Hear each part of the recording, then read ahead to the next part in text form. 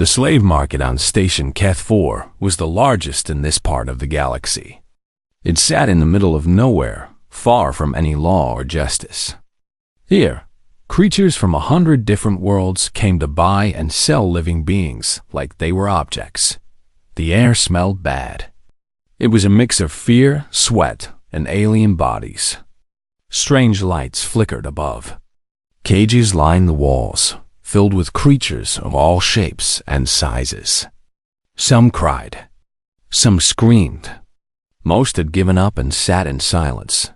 Commander ThreatHFY walked through the market like he owned it. In many ways, he did. He was a Dravik, a reptilian species that ruled over 6 star systems. His kind were tall, scaled, and strong. They had 4 eyes, 2 on each side of their flat heads. Their teeth were sharp. Their claws could cut through metal. ThreatHFY stood 8 feet tall. His scales were dark green, almost black. Gold chains hung around his neck, showing his wealth and power. He had conquered planets. He had crushed armies. He feared nothing in the universe today. He was looking for something special. Something to entertain his officers on the long journey home. They had been fighting for months. They deserved a reward. "Fresh arrivals, Commander," said the slave trader, a small gray creature with too many arms. "We have some excellent specimens today." ThreatHFY did not care about excellent specimens. He wanted something amusing, something his officers could play with. He walked past the cages. A large blue creature with tentacles. Too dangerous. A group of small furry beings. Too boring. A tall insect-like thing. Too ugly. Then he stopped in the last cage. Sitting alone in the corner was a human. ThreatHFY had heard of humans. They came from a planet called Earth. The planet was classified as a death world, which meant it was extremely dangerous. High gravity. Extreme temperatures. Poisonous plants. Deadly animals. Violent weather. The kind of place that should not produce intelligent life, but it did. Humans had crawled out of that hell and spread across the stars. They were new to the galaxy. Weak compared to other species. Small, soft, no claws, no scales, no natural weapons. This human was female, young. She was small, barely reaching ThreatHFY's chest. Her hair was dark and messy. Her skin was pale. Her clothes were torn and dirty. Her hands were bound with thick metal cuffs. She did not look up when ThreatHFY approached. She just sat there, staring at the floor. "What is this?" ThreatHFY asked the trader. "A human female, Commander. Captured during a border skirmish with the Republic. She was a soldier, I think." "A Marine," ThreatHFY laughed. It was a deep, rumbling sound. "A soldier? This tiny thing? She looks like she would break if I touched her." "Deathworlders are said to be tougher than they look," the trader said carefully. "But this one has been difficult. We had to keep her drugged." "Drugged?" "She killed 3 of my handlers, Commander. Before we caught her." ThreatHFY looked at the small human again. She still did not move. Her eyes were half closed. Her breathing was slow. Whatever drugs they had given her, they were working well. He did not believe she had killed 3 handlers. She was too small, too weak. The trader was probably lying to raise the price. "How much?" ThreatHFY asked. The trader named a price. It was very low. Even the trader did not believe this human was worth much. ThreatHFY paid without arguing. He did not care about the money. He had plenty of money. 2 guards opened the cage and dragged the human out. She did not resist. She could barely walk. They had to hold her up as they moved through the market. Her name was Park Yuna. She was 24 years old. She had been a corporal in the Republic Marines, 3rd Division. She had trained for 3 years under the hardest instructors Earth had ever produced. She had fought in 6 battles. She had never lost. She had been captured 2 weeks ago when her ship was ambushed. Half her squad had died in the fight. The other half had been sold to different buyers across the galaxy. Now she was property. A slave, a toy for alien officers. But Yuna was not thinking about her situation. She was thinking about the drugs in her system. They were strong. They made her slow. They made her weak. They clouded her mind, but they were wearing off. Every minute, she felt a little more alert. Every minute, her muscles responded a little better. Every minute, the fog in her brain cleared a little more. She kept her head down. She kept her eyes half closed. She let them think she was broken. Let them think she was harmless. Let them think she was weak. Her instructor, Sergeant Kang Do-hun, had taught her many things. How to fight. How to kill. How to survive. But the most important lesson was simple. Let your enemy underestimate you. The moment they think you are weak is the moment you have already won. So Yuna stayed quiet. She let the guards drag her. She let ThreatHFY look at her like she was nothing. Inside, she was counting. Counting the guards. Counting the weapons. Counting the exits. Counting the minutes until she was fully awake. ThreatHFY led them back to his ship. A massive warship called the Crimson Fang. It was the flagship of his fleet. It had destroyed 100 enemy vessels. It carried 500 Dravik soldiers. Yuna counted all of it as they pulled her through the airlock and into the ship. ThreatHFY turned to look at her one last time. His 4 eyes showed only amusement. "Welcome to my ship, little human," he said. "I hope you last longer than the others." Yuna did not respond. She just kept her head down, but behind her messy hair, hidden from everyone, her eyes were finally open. Clear, sharp, dangerous.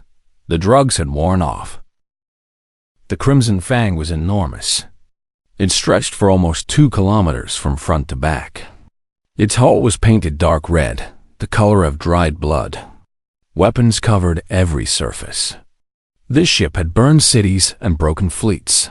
Yuna memorized everything as they dragged her through the corridors. The layout, the doors, the security panels, the guards in their positions. Her mind was clear now, sharp, working faster than it had in weeks. The Dravik crew stopped to stare as she passed. They were all tall, all scaled, all armed. They looked at her with a mix of curiosity and disgust. To them, she was an insect, a pet, something less than nothing. Good, Yuna thought. Keep thinking that. They brought her to a large room near the center of the ship. It was the officers' lounge. Comfortable chairs, low tables, drinks and food on silver trays. A dozen Dravik officers sat around, talking and laughing. The guards threw Yuna onto the floor. She landed on her hands and knees but did not cry out. She stayed down, head bowed, waiting. Commander ThreatHFY entered behind her. The officers stood and saluted. He waved them back to their seats. "I brought you a gift," ThreatHFY announced. His voice was like rocks grinding together. "Entertainment for the journey home." The officers looked at Yuna with interest. One of them, bigger than the others, stood up and walked toward her. His scales were a lighter green than the commander's. His uniform had silver marks that showed his rank. This was Lieutenant Garrick, second in command of the Crimson Fang. He was known for 2 things, his loyalty to ThreatHFY and his cruelty to prisoners. Garrick circled Yuna slowly. His clawed feet clicked on the metal floor. His 4 eyes examined her from every angle. "A human," he said. "I have never seen one this close before." "Careful," another officer joked. "I hear they bite." The room filled with laughter. Garrick laughed too. "Look at it," Garrick continued. "So small. So soft, no claws. No scales, no armor of any kind. How does a species like this even survive?" Yuna did not move, did not speak. She just knelt there, looking defeated. "I have heard stories about Deathworlders," Garrick said. He crouched down to look at Yuna more closely. "They say humans are dangerous, that they come from a terrible world full of monsters, that their bodies are built to survive anything." He reached out and grabbed her chin, forcing her face up. His claws pressed against her skin, but did not cut. "But this one looks like prey to me," he finished. Yuna met his 4 eyes with her too. She did not flinch, did not look away. For just a moment, something flickered in her gaze. Something cold. Something ancient. Garrick did not notice. He was too busy feeling powerful. He let go of her chin and stood up. "What should we do with it, Commander?" ThreatHFY sat down in the largest chair and picked up a drink. "Whatever you want. She is yours until we reach home. Just try not to break her too quickly. It is a long journey." The officers laughed again. Garrick smiled, showing rows of sharp teeth. Yuna stayed silent. She was counting again. 12 officers in the room. 2 guards at the door. 2 more in the corridor outside. Everyone was armed with ceremonial blades, but no guns. They did not allow guns in the officers' lounge. Too dangerous during drinking. 16 enemies. 0 guns. 2 exits. The odds were not great. But they were not impossible. On Earth, humans had faced worse. They had fought animals 10 times their size with nothing but sticks and stones. They had survived ice ages, plagues, and wars. They had conquered a world that tried to kill them every single day. The ThreatHFY had evolved on a paradise. Low gravity. Stable climate. No predators. They had become intelligent through cooperation, not competition. They had never needed to be tough. Their technology made them powerful. Their numbers made them strong. But take away the technology. Take away the numbers. Put a single ThreatHFY against a single human in a fair fight, and the human would win every time. Humans were persistence hunters. They could run for hours without stopping. They could survive injuries that would kill most species. They healed fast. They adapted faster. Their bones were dense. Their muscles were efficient. Their reflexes were sharp, and they had something no other species had. Billions of years of evolution on the deadliest planet in the known galaxy. Garrick walked to a table and picked up a long, curved blade. It was decorative, but sharp. He tested the edge with his thumb. "I wonder how long she will last," he said casually. Yuna watched him. Her heart rate stayed steady. Her breathing stayed calm. Her muscles stayed relaxed. "Not yet," she told herself. "Wait." Garrick turned back to her. He walked closer, the blade hanging loose in his hand. "I am going to enjoy this," he said.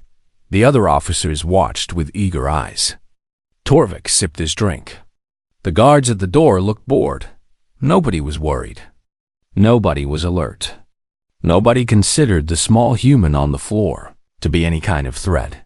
Garrick reached down with his free hand to grab her. Yuna's eyes tracked his movement. She calculated the angle, the speed, the distance. She picked her target. Her body was ready.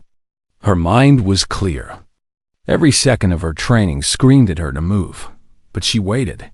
Garrick's clawed hand came closer, closer. 3 feet. 2 feet. 1 foot. Contact. The moment his scales touched her skin, Yuna stopped waiting. She had been trained to fight by the best soldiers Earth had ever produced. She had learned techniques passed down through centuries of human warfare. She had practiced them 10,000 times until they were part of her body. Now, finally, she was going to use them. The counting stopped. The waiting stopped. Everything stopped. And then she moved. Garrick's hand touched her shoulder. In the next second, everything changed. Yuna grabbed his wrist with both hands. She twisted, hard, The sound of breaking bones filled the room. Garrick screamed, a high-pitched sound that no one had ever heard from him before. Before the scream ended, Una was already moving. She pulled the ceremonial blade from his belt. Her hands found the grip like they had done it 1,000 times before. Because they had. The blade went into Garrick's throat. Not the front, where the scales were thick. The side, where the scales were thin. Where the blood flowed close to the surface. Garrick fell. His 4 eyes were wide with shock. His mouth opened and closed, but no sound came out. Dark blood spread across the floor. 1 second. That was all it took. 1 second, and the second most powerful Dravik on the ship was dead. The room was silent. Nobody moved. Nobody spoke. Nobody could understand what they had just seen. Una stood over Garrick's body. The blade dripped in her hand. Her breathing was calm. Her eyes were cold. She looked at the remaining officers like they were already dead. Who is next? She asked. Her voice was quiet, steady. There was no fear in it. For a long moment, nothing happened. The Dravik officers stared at her. Their brains could not process what their eyes were telling them. This small, soft creature had just killed Garrick. Garrick, who had crushed enemies with his bare hands. Garrick, who had never lost a fight. Then 2 of them charged. They were big. They were fast. They were trained warriors who had fought in dozens of battles. Thought it did not matter. The first one came from her left. Una stepped to the side and let him pass. As he went by, she cut. The blade opened his leg from knee to hip.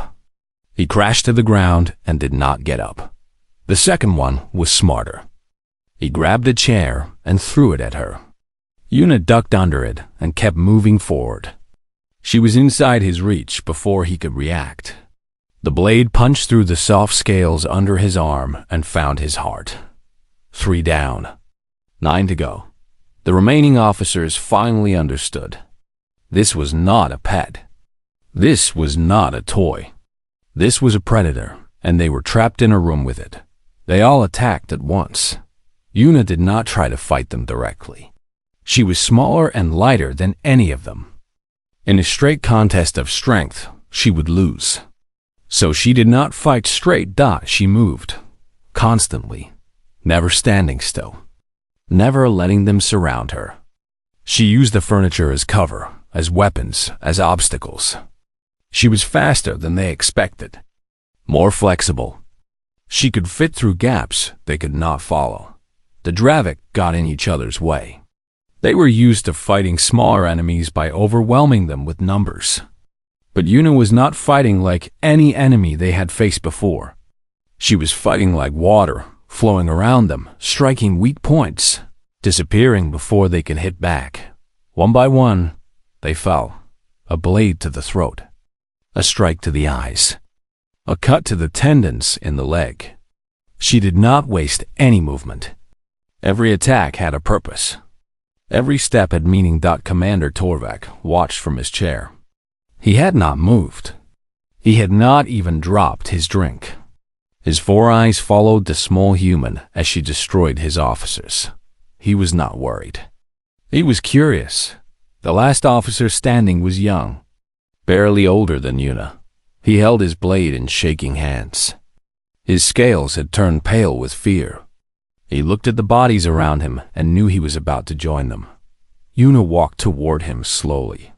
There was no rush now. The fight was over. They both knew it. "Please," the young officer said. "Please, I will not stop you. I will let you go." Una stopped in front of him. She looked at his face, at his fear, at his youth. Back on Earth, Sergeant Kang Do-han had taught her about mercy. He had said that killing was easy, but knowing when not to kill was hard. A true warrior knew the difference between an enemy and a victim. This young Dravik was not her enemy. He was a victim of his own people's arrogance. "Drop the blade," Una said. He dropped it immediately. It clattered on the floor. Move to the corner. Do not move until I am gone. He ran to the corner and pressed himself against the wall. Una turned to face Torvik. The commander still sat in his chair, watching her with all four eyes. The glass was still in his hand. He had not moved during the entire fight. Impressive, Torvik said. His voice was calm. Very impressive. Una pointed the bloody blade at him. Stay where you are. Torvik laughed. It was a low, dangerous sound. You think you have won? You killed a few officers. My ship has 500 soldiers. You have nowhere to go. Watch me, Una said. She backed toward the door, keeping her eyes on Torvik. The guards there were dead. She had killed them in the first chaos of the fight. The corridor outside was empty. Alarms began to sound. Red lights flashed. Somewhere someone had realized something was wrong. Una smiled. It was not a nice smile. Your ship is mine now, she said. Your crew will learn what a death world really means. She disappeared into the corridor, and the hunt began. Torvik sat in his chair for a long moment. Around him, his officers lay dead or dying. Blood covered the floor. The alarm screamed. He looked down at his drink. Then he looked at the door where the human had vanished. Interesting, he said to himself. Very interesting. He stood up slowly and reached for his weapon. If this small human wanted a hunt, he would give her one. But he would be the hunter, not the prey. He was sure of it. He was wrong. The Crimson Fang was in chaos. Red lights flashed in every corridor. Alarms screamed through every speaker. Soldiers ran through the halls with weapons ready, searching for a single small human who had killed a dozen officers in less than 2 minutes. They could not find her. Una moved through the ship like a ghost. She used the ventilation shafts, crawling through spaces too small for Dravik bodies. She hid in maintenance corridors that the crew had forgotten existed. She watched from the shadows as groups of soldiers ran past her hiding spots. She had studied Dravik ship designs during her training. All Republic Marines did. Know your enemy, Sergeant Kandohan had always said. Know how they build. Know how they think. Know where they are weak. The Dravik were weak in many places. Their ships were built for efficiency, not security. They never expected enemies to get inside. Why would they? No species was crazy enough to attack a Dravik warship from within. No species except humans. Una reached the armory first. It was guarded by 4 soldiers. She killed them before they knew she was there. 2 with the blade. 2 with their own weapons. Now she had guns. Energy weapons, explosives, everything she needed. She strapped weapons to her body and filled a bag with supplies. Then she moved on. She had work to do. Over the next hour, she disabled the main engines. She cut the communication lines. She sealed doors and opened others. She turned the ship's own systems against its crew. The Dravik soldiers hunted for her, but they were hunting blind. Their sensors could not find her. Their cameras caught only glimpses. By the time they reached any location, she was already gone. Fear spread through the ship. These were warriors who had conquered worlds. They had never been afraid before. But now, in the dark corridors of their own ship, they jumped at shadows. They shot at sounds. They looked over their shoulders constantly. One small human was doing this to them. One small human had turned their mighty warship into a nightmare. In the navigation room, a woman named Yim Soha watched the chaos on her screens. Soha was human. She was 32 years old. She had been a slave on this ship for 3 years, taken during a raid on a colony world. She had survived by being useful. Being useful, she knew how to operate Dravik systems. She kept her head down. She never caused trouble, but she had never stopped watching, never stopped learning. never stopped waiting. Now, watching the red dots on her screen chase a single green dot through the ship. She made a decision. She reached for her console and began to work. Yuna was moving through Deck 7 when a door opened in front of her. It was not supposed to open. She raised her weapon, ready to fire. But the corridor beyond was empty. And on the wall, a screen flickered to life. Words appeared on it, written in human language. Go left, 20 meters. Maintenance hatch. I disabled the lock. Yuna hesitated. This could be a trap. But she had no better options. She went left. 20 meters later, she found the hatch. It opened easily. Inside was a ladder going down. She climbed. At the bottom, another screen waited for her. Detention level. 40 more humans, cargo bay 6. I'm in navigation. Deck 12. Find. Yuna memorized the information. Then she moved. Cargo bay 6 was heavily guarded. 10 soldiers stood outside the main door. They were alert, weapons ready, watching every approach. Yuna did not approach. Instead, she climbed into the ventilation system above them. She crawled until she was directly over the cargo bay. Then she cut a hole in the metal and dropped inside. The cargo bay was huge. Crates were stacked everywhere.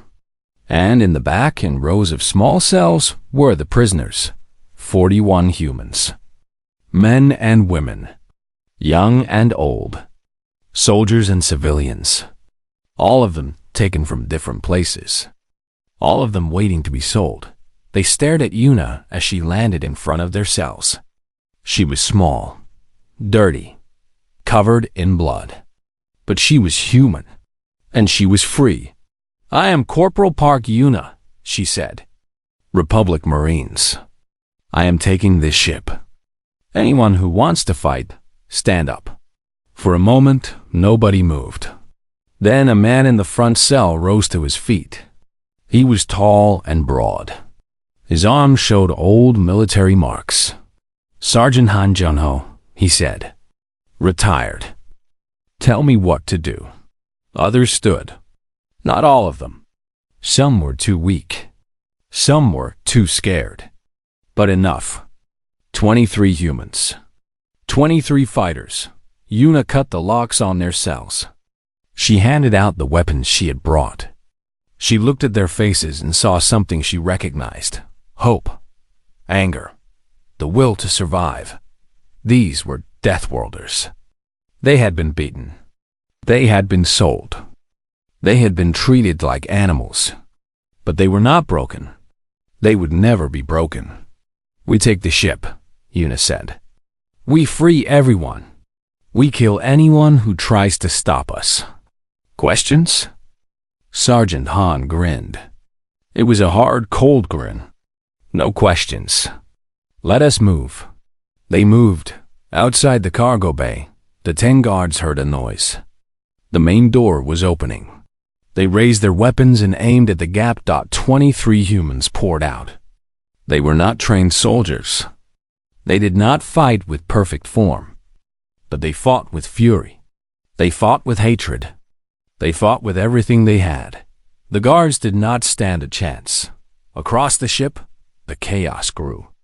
The Dravik were not fighting one human anymore. They were fighting an uprising. Prisoners broke free. Systems failed. Fire started. In his command room. Torvak watched his ship fall apart. His 4 eyes showed something new. Something he had never felt before. Fear. He stood up and reached for his best weapon. If his crew could not stop this human, he would do it himself. It was time to end this. Yuna found Soha in the navigation room. The human woman was alone, working at her console with fast fingers. When the door opened, she spun around with fear in her eyes. Then she saw Yuna and relaxed. You made it, Soha said. You helped, Yuna replied. Why? Soha was quiet for a moment. Her eyes were tired. 3 years of slavery had left marks on her face and in her soul. I stopped hoping a long time ago, she said. Then I saw you on the security feeds. One human, fighting back. Killing them, winning. I thought maybe Hope was not so stupid after all. Yuna nodded. She understood. Hope was a strange thing. It could survive in the darkest places. Can you control the ship from here? Yuna asked. Most of it. Engines are down. Weapons are locked. Torvik still has his command codes, but I can slow him down. Good. Get to the escape pods. Take anyone who cannot fight. If things go bad, run. Soha hesitated. What about you? I'm going to finish this. Yuna left before Soha could argue. She had one more target. The most important one, Commander TORVAK. She found him in the reactor chamber. Or rather, he found her. The reactor was the heart of the ship. It was a massive room filled with glowing machines and humming power. Heat filled the air. Blue light danced on every surface. Torvik stood in the center, waiting. He wore full armor now, the ceremonial kind the Dravik warlords wore into battle. It covered him from head to tail. Only his 4 eyes showed. Glowing yellow in the blue light dot in his hands was a plasma rifle. The best weapon Dravik technology could build. One shot could burn through a wall. I knew you would come here, Torvik said. His voice echoed in the large room. I ordered my crew to fall back. This is between you and me now. Yuna stepped out of the shadows. She had a rifle too, but she knew it would not work. Torvik's armor was too strong. You should have run, she said. I have conquered 6 systems, Torvik replied. I have crushed armies. I have never run from anything in my life. There is a first time for everything. Torvik laughed. It was a cold sound without any humor. You are brave, little human. I will give you that. Stupid, but brave. You think you can beat me? You are half my size. I have weapons and armor that your species cannot match. What do you have? Yuna smiled. It was the same smile she had given him in the officer's lounge. The dangerous one. I have 50,000 years of evolution on the deadliest planet in the galaxy, she said. What do you have? Torvik raised his rifle and fired. Yuna was already moving. She had seen his arm tense before he pulled the trigger. She had known where he would aim. She dove to the side and rolled behind a machine. The plasma bolt hit the floor where she had been standing. Metal melted. Steam rose. Torvik fired again. And again. Blue bolts of energy filled the room, destroying everything they touched. But Yuna was never where he expected her to be. She was moving. Always moving. Using the machines as cover. Getting closer. Step by step. Stand still. Torvik roared. He was getting frustrated. He was used to enemies who fought back, who charged at him, who died quickly. This human was different. She was patient. She was careful. She was hunting him even as he hunted her. Yuna reached into her belt and pulled out a knife. It was small, simple, just a piece of sharpened metal. She waited for her moment. Torvik turned, scanning for her. His 4 eyes moved in different directions, trying to cover every angle. Yuna threw the knife. Torvik was fast. Faster than any human could match. He dodged to the side, and the knife only grazed his shoulder. It bounced off his armor without doing any damage. Ha! Torvik laughed. You missed, little human. No, Yuna said. I did not. The knife had not been aimed at him. It had been aimed at the coolant line behind him. The pipe burst open. Superheated plasma sprayed into the chamber. Torvik spun around in alarm, raising his arms to protect his eyes. 1 second. That was all Yuna needed. She covered the distance between them in 3 steps. She was inside his reach before he could turn back around. Inside his guard before he could raise his weapon. She did not use a gun. She did not use a knife. She used her hands. Her first strike hit his throat, right where the armor was weakest. It crushed something important inside. Torvak choked and stumbled. Her second strike hit a nerve cluster on the side of his neck. The Dravik kept it poorly protected because no enemy had ever gotten close enough to reach it. Pain exploded through his body. His legs gave out. Her third strike put him on his knees. His rifle fell from his hands. His arms hung limp at his sides. Una stood over him. The greatest warlord of the Dravik Empire knelt at her feet, helpless, beaten, finished. Torvak looked up at her with his 4 eyes. He could not understand. He had conquered worlds. He had crushed armies. And this small, soft, weak creature had ended him in the span of a heartbeat. How? He whispered. His voice was broken. How is this possible? Una looked down at him without pity, without anger, without anything at all. My people crawled out of caves, she said quietly. We hunted animals 10 times our size. We survived ice ages and plagues. We conquered a world that tried to kill us every single day. We learned to kill gods. She leaned closer. You never stood a chance. She walked away as the reactor chamber sealed behind her. Emergency systems kicked in, containing the plasma leak. Torvak was trapped inside, alone with his failure. 1 hour later, the Crimson Fang limped into neutral space. Its engines barely worked. Its weapons were destroyed. Its crew was gone, escaped in pods or dead in the corridors. But 42 humans stood on its bridge, free, alive, victorious. Una sat in the commander's chair. It was too big for her. She looked small in it. Weak. She was neither. Soha stood beside her, working the communications panel. We are being hailed, she said. Dravik frequencies. They want to know what happened. Tell them, Una said. Soha opened a channel. Una's voice went out to every Dravik ship in range, to every station, to every world. This is Corporal Park Una of the Republic Marines. I am speaking from the bridge of the Crimson Fang. Your commander is dead. Your crew is defeated. Your ship belongs to us now. She paused. Somewhere out there, thousands of Dravik were listening. Powerful creatures who had ruled the stars for centuries, who had never feared anything. They were about to learn. You thought we were weak, Una continued. You thought we were prey. You were wrong. Earth remembers. Earth is coming. And we will teach you what Deathworld really means. She cut the transmission. Beside her, Sergeant Han looked out at the stars. They will come for us, he said. The whole Dravik fleet.